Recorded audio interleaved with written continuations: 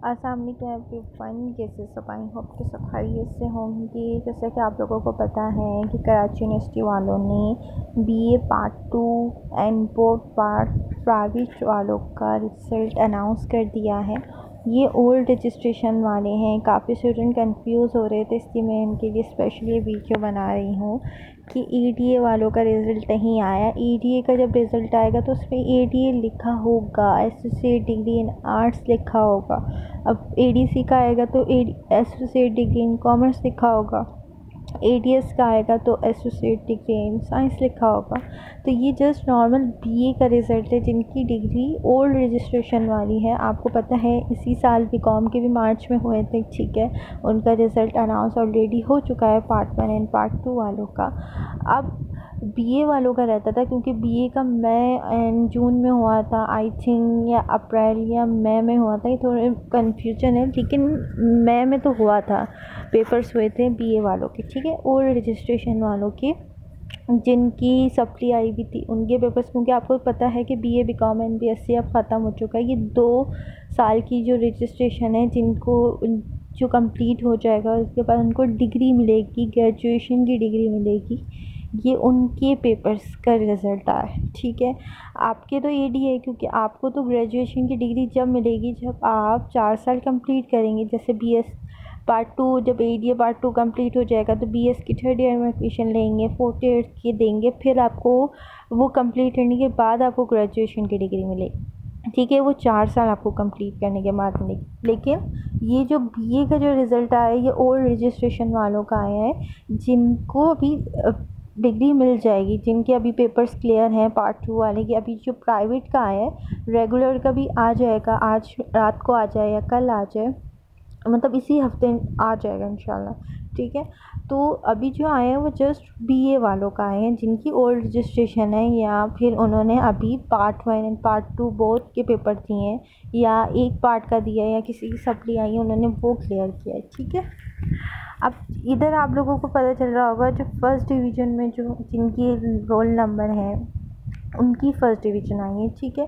अब second division जो seat numbers हैं जितने भी हैं आप इसमें से देख भी सकते हैं, बाकी मैंने उसमें इसी चैनल पे मैंने पोस्ट भी की हुई है ड्राइव में, आप जाके वहाँ से भी देख सकते हैं, ठीक है। अब जैसे कि यहाँ पे आपको रोल नंबर शो हो रहा है, ये सेकंड डिवीज़न वालों के हैं, सेकंड डिवीज़न के हैं ये, ठीक है। सेकंड डिवीज़न में जिनके आए हैं रोल नंबर तो इसका मतलब उनकी सेकंड डिवीज़न, ठीक है। ये अब सेकंड डिवीज़न की आ रही है लिस्ट, ठीक है।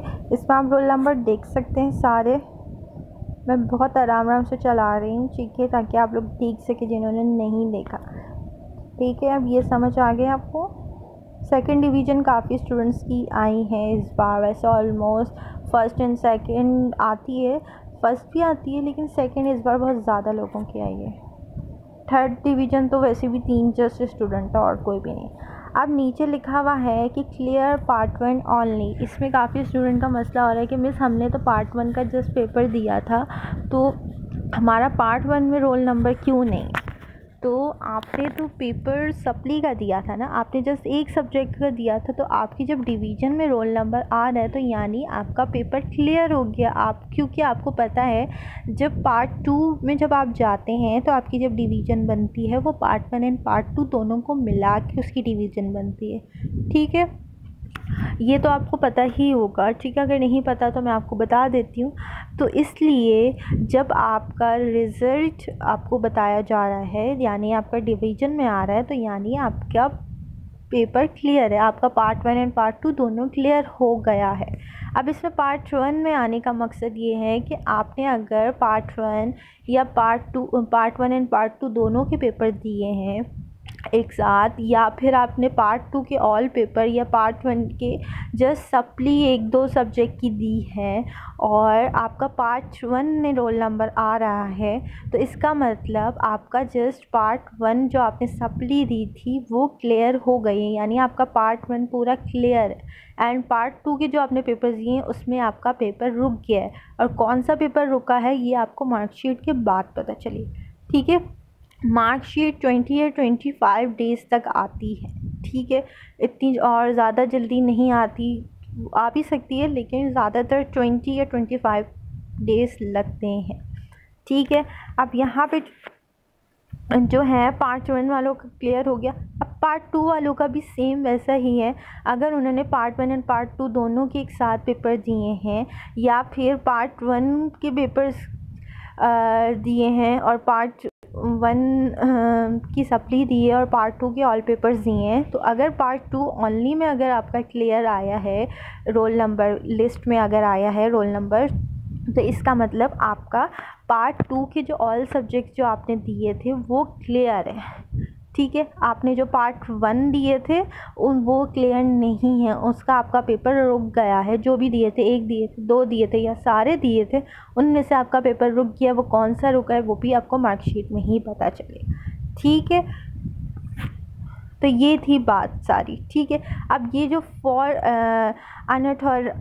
Unauthorised and change of subjects जो हैं, इसके अंदर क्या है, इसके अंदर जो रोल नंबर्स हैं, इसके अंदर ये है कि आपने बग़ैर किसी परमिशन से सब्जेक्ट चेंज किया है।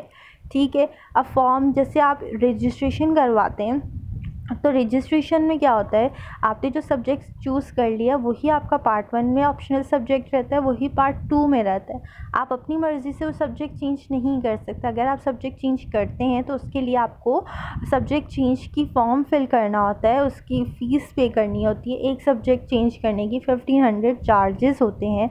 वो पे करने के बाद आपका न्यू इनरोलमेंट फॉर्म बनता है, यानी रजिस्ट्रेशन कार्ड न्यू बनता है। उसके बाद आपका जो उसमें सब्जेक्ट आपका चेंज हो जाता है, फिर आप वो पेपर दे सकते हैं अपनी मर्ज़ी से। ये नहीं कि आप रजिस्ट्रेशन कार्ड में वो सब्जेक्ट हो और आपने वो ऑप्शनल सब्जेक्ट के अलावा आपने अपनी मर्ज़ी से एडमिट कार्ड में वो सब्जेक्ट लिख दिया हो, तो आपका पेपर तो क्लियर हो गया। लेकिन अगर आपने सब्जेक्ट चेंज करवाया है, किया है, तो आपको मार्कशीट जब मिलेगी जब आप उसका फॉर्म फिल करेंगे। उसको फॉर्म फिल करने के बाद आपका रजिस्ट्रेशन कार्ड के अंदर वो सब्जेक्ट चेंज होगा, फिर जाके आपको मार्कशीट मिलेगी। ठीक है, अब इसके अंदर जो for particulars and for fine, इन सब की भी मार्कशीट जब मिलेगी, जब तक इनके डॉक्यूमेंट्स या कुछ इश्यूज़ क्लियर नहीं होंगे, जब तक उनको ये मार्कशीट नहीं मिलेगी। क्लियर तो हैं, इनका रोल नंबर आ रहा है, ये क्लियर हैं, लेकिन इनको मार्कशीट नहीं मिलेगी जब तक इनकी सारी इश्यूज़ क्लियर नहीं होते। ठीक है, तो ये था पूरा रिज़ल्ट की बात। काफ़ी स्टूडेंट बहुत मुश्किल से चेक कर रहे थे, उनको समझ नहीं आ रहा था। काफ़ियों को मैंने सर्च करके बताया और अल्हम्दुलिल्लाह काफ़ी स्टूडेंट्स क्लियर भी हुए हैं जिन्होंने मुझसे पढ़ा हुआ भी है। ठीक है, तो उम्मीद है कि और भी जिनके रिज़ल्ट आ रहे हैं, जैसे ये पार्ट 2 रेगुलर वालों के भी आ रहे हैं, एडीए के भी जिन्होंने पेपर दिए हैं, ईटीसी एंड ईडीएस जितने भी सब्जेक्ट के पेपर्स हुए हैं, अल्लाह ताला तमाम स्टूडेंट्स को अच्छे मार्क्स के साथ कामयाबी अता करे। एक टीचर तो यही स्टूडेंट के लिए दुआ करती है कि वो अच्छे मार्क्स से कामयाबी अता करें, ताकि कामयाब हों स्टूडेंट्स। तो टीचर को ही खुशी होती है, ताकि उससे आइडिया होता है कि टीचर की जो मेहनत है कितनी रंग लाई है। ठीक है, उम्मीद है कि आप लोगों को आज की वीडियो पसंद आएगी, आपको समझ आ गया होगा रिज़ल्ट के हवाले से। बाकी फिर भी कोई इश्यूज़ हो तो आप मुझसे कमेंट्स में पूछ सकते हैं या मुझसे व्हाट्सअप कर सकते हैं। व्हाट्सअप नंबर ऑलरेडी मौजूद है, मैं इसी डिस्क्रिप्शन में डाल दूँगी ताकि आप लोग मुझसे डायरेक्ट कांटेक्ट कर सकें। ठीक है, अपनी दुआओं में याद रखिएगा, मुझे ख्याल रखिएगा। मिलते हैं नेक्स्ट वीडियो के साथ। अल्लाह हाफ़िज़।